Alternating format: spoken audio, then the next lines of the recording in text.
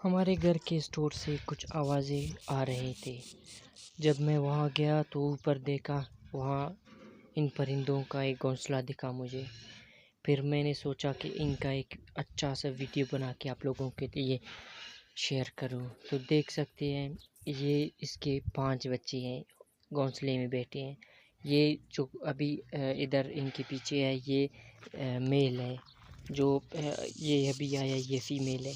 इनका मेल और फीमेल की पहचान इनके गले के नीचे एक लकीर होता है, ऐसे पहचाने जाते हैं ये। और इनके नाखून थोड़े छोटे होते हैं फीमेल के, और मेल के थोड़े बड़े होते हैं। और आप अगर हमारे चैनल पर नए हैं तो चैनल को सब्सक्राइब, लाइक और शेयर करें। अभी देख रहे हैं, ये जो साइड में एक